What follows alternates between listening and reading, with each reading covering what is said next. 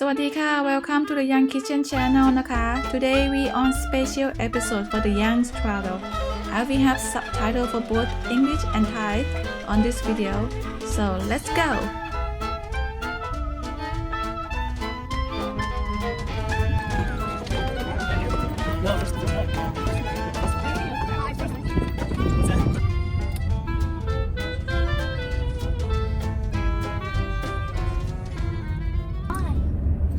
Where are we going, Liam? We're going to Amish country. And how long it take to get there? 47 minutes. 47. Swadika. Welcome to the Young's Kitchen special episode. Today, instead of cooking, we're in Amish country. Where are we? In Amish country. Woo! สรุปสั้นๆนะคะว่าชาวอามิชคือใครชาวอามิชเป็นชาวคริสเตียนกลุ่มหนึ่งนะคะที่อาศัยอยู่ในชนบทเขาจะใช้ชีวิตอย่างเรียบง่ายตามหลักความเชื่อทางศาสนาของเขานะคะหลักๆก็คือจะไม่ขับรถเองแล้วก็ไม่ใช้มือถือแล้วก็ไม่ใช้คอมพิวเตอร์การเลี้ยงชีพส่วนใหญ่จะขึ้นอยู่กับการเกษตรแล้วก็งานฝีมือหรืองานก่อสร้างของเขานะคะสำหรับข้อมูลเพิ่มเติมเนี่ยก็คือเซิร์ชในวิกิพีเดียนะคะไปดูการเดินทางกันต่อเลยค่ะ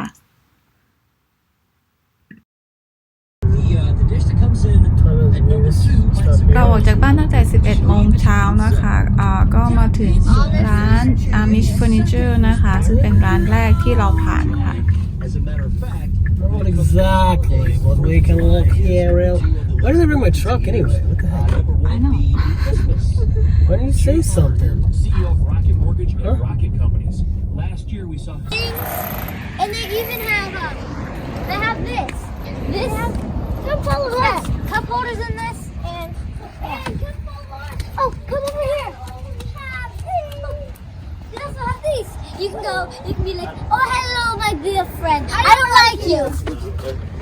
Hey. This is like a little mini kitchen. Mini kitchen Yep. อันนี้ของ I can like scrape this off. ทำจาก cast iron All the eggs off. Like- And we found some soap. มีโซฟนะคะ Yeah, that goes on. And we never smelled white. อันนี้น่ารักใช่มี Oh, หม้อ I smell this. มีหม้อต้นเก็บก่อน This is lilac. วางให้เขาเหมือนเดิม This is lilac. โอเคเฮ้ดูแฮนนะคะโนนะคะโน Wait, but อันนี้ก็จะมี so จานมีหม้อทำจากแคสไอออน look, น่ารักมาก we have a bunch of there's a bunch of soaps here like mist with salt, Mediterranean Mist Model modern, deep, This lavender blue, honeysuckle, tropical paradise, Hawaiian breeze, vanilla dye, and more. อันนี้ราคาสบู่ก้อนละเท่าไหร่6 เหรียญ6 เหรียญก็180 บาท Oh, look, ซื้อ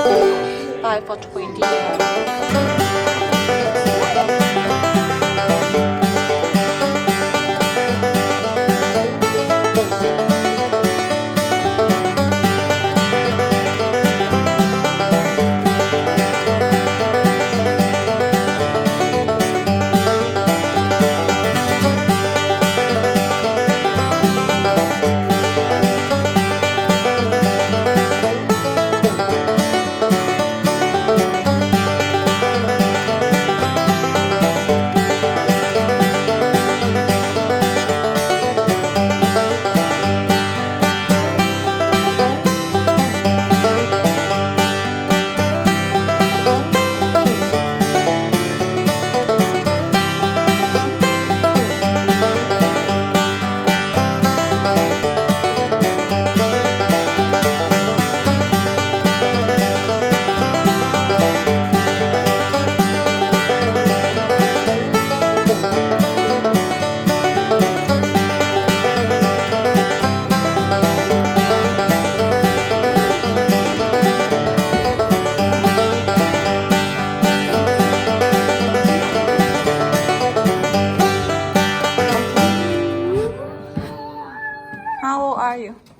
I am 5. Don't Okay, I think that's for small kids. I'm 10. อันนี้เป็นเครื่องบินงานแฮนด์เมดเหมือนกันค่ะ 232 เหรียญก็ประมาณ8,000-9,000 กว่าบาท น้องเรียมครับ ของเด็กเล็กนะลูกน้องโตแล้วนะครับน้องเรียมครับร้านเฟอร์นิเจอร์นะคะแล้วก็เดินทางต่อค่ะไปยัง Amish Country Downtown ค่ะ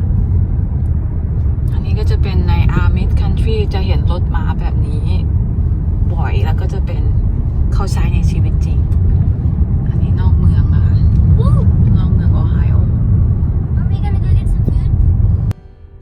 เราขับรถต่ออีกประมาณ15นาทีนะคะกว่าจะถึง Amish Downtown ในระหว่างทางเราก็ต้องระมัดระวังการขับรถด้วยนะคะเพราะว่าจะมีรถม้าของชาวอาร์บิสนะคะที่เขาใช้ทางร่วมกับเราค่ะเราก็ต้องขับช้าๆขับเร็วไม่ได้นะคะ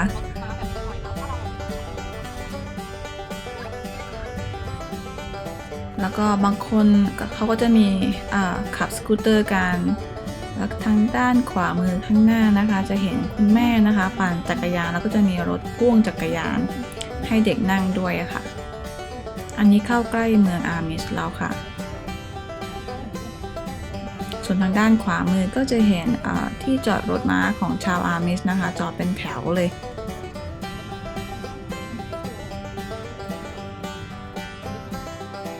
มาถึงตอนนี้เราถึง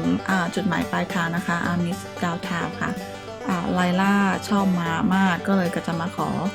ดูม้าสักพักหนึ่งก่อนเข้าร้านอาหารนะคะตรงนี้ก็จะเป็นที่จอดรถม้าของชาวอาร์มิชนะคะ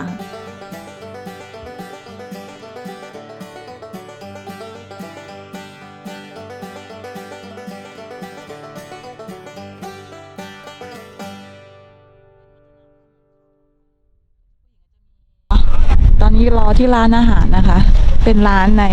Miss Yoder Kitchen นะคะเป็นร้านขึ้นชื่อใน Amish Country ค่ะตอนนี้รอ15นาทีหิวพ่อแม่หิวแล้ว Are you hungry? หิว I'm แล้ so ว excited to try ไล some. ล่าหิวแล้ว เดี๋ยวรอ15นาทีรอทานข้าวกัน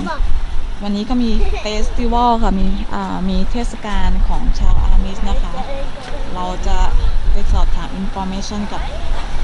การข้างในแล้วก็เดี๋ยวเราไปหาที่จอดรถอันนี้อยู่ใจกลางเมืองของ Amish Country นะคะก็จะมีเราจะเห็นอัน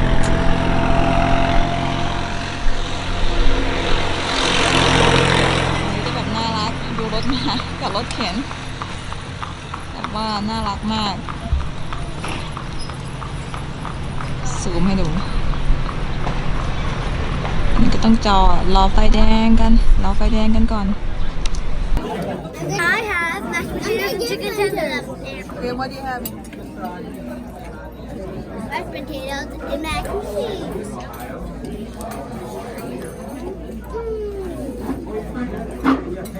Tastes good. It อันนี้ looks ก็ so ใน good. บรรยากาศในร้านอาหารก็จะเป็นแบบง่ายๆนะคะส่วนใหญ่อาหารจะเป็นแบบบุฟเฟ่ค่ะมีชิคเก้นนูโดมีมิตโลมีซุปให้แล้วก็มีสลัดมีชิคเก้นนักเก็ตแล้วก็มีไก่ทอดนะคะมีหลายอย่างนะคะคือตอนไปถึงนี่บีหิวมากเลยถ่ายมาได้บางส่วน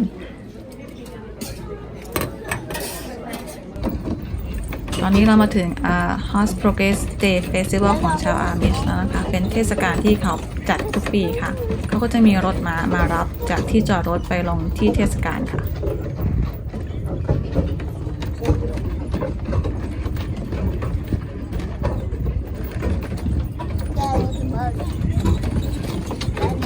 Ever been here before? No, first time Vegetable, right? at the festival. I mean, we've been here like Draft 5 horse 6 festival, times. I guess. What's that? Kind of a draft horse festival. Yeah, okay. ตอนนี้เราเดินไปที่ Main Vendor Area นะคะก็จะมี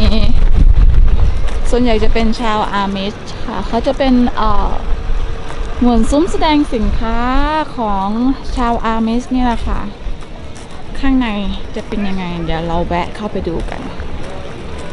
ตอนนี้อากาศก็ร้อนแต่ไม่ร้อนมากกำลังดี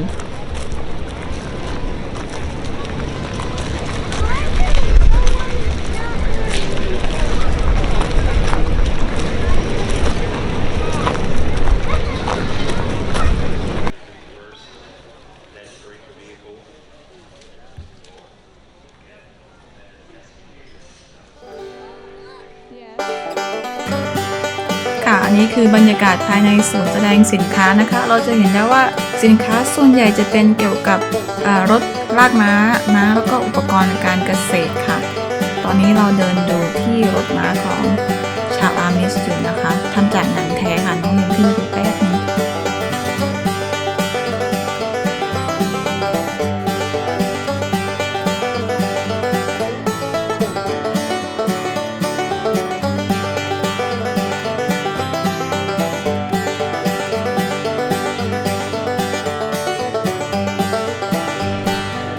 ตอนนี้เป็นร้านทำอานมาโดยเฉพาะค่ะ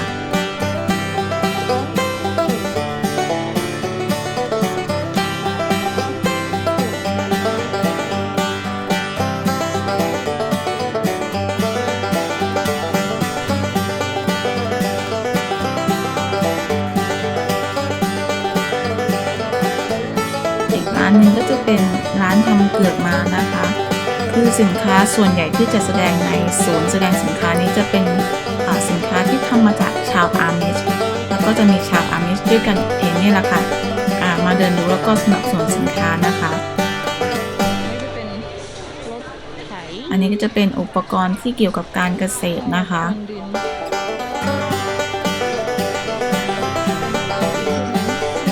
มีเกือบทุกอย่างนะคะที่เกี่ยวกับการเกษตรอันนี้เราเดินดูแค่ครึ่งเดียวเองเพราะว่าเริ่มจะเย็นแล้วเด็กๆก็เริ่มเหนื่อยแล้วแล้วก็เดินดูข้างในจะสักพักหนึ่งค่ะข้างนอกนะคะเขาก็มีการแสดงม้านะคะอันนี้เป็นม้าขนาดใหญ่ดีไม่แน่ใจว่าพันธุ์อะไรนะอันนี้คือตัวกว่าคนแล้วม้าพวกนี้เขาใช้ในการเกษตรนะคะใช้ในการเกษตรใช้ในการขนลากขนของภายใน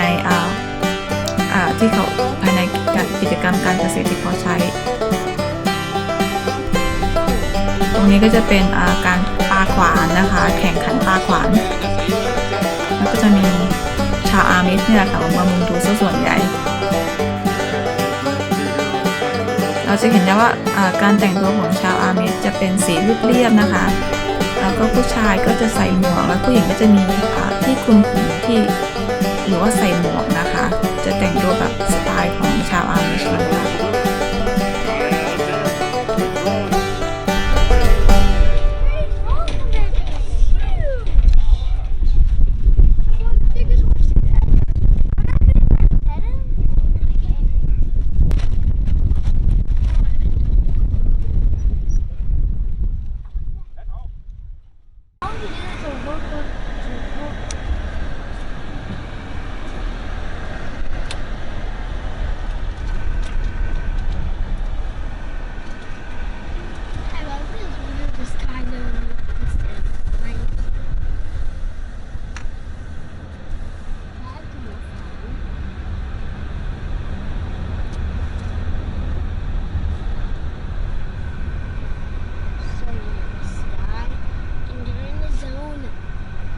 สำหรับวันนี้เราต้องเดินทางกลับบ้านแล้วค่ะเพราะว่าเราอยู่ที่นี่เกือบทั้งวันแล้วจากบ้านดี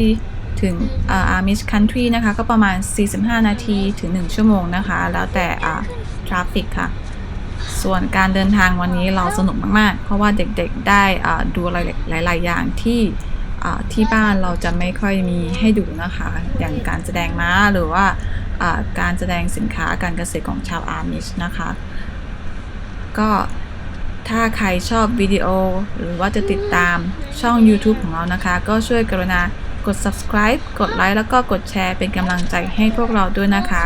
เราจะพยายามลงวิดีโอใหม่ทุกอาทิตย์ค่ะสำหรับตอนนี้ต้องขอลาก่อนนะคะขอบคุณค่ะ Thank you for watching. If you like the video, please subscribe, like and share our channel. Hope to see you next time. Bye.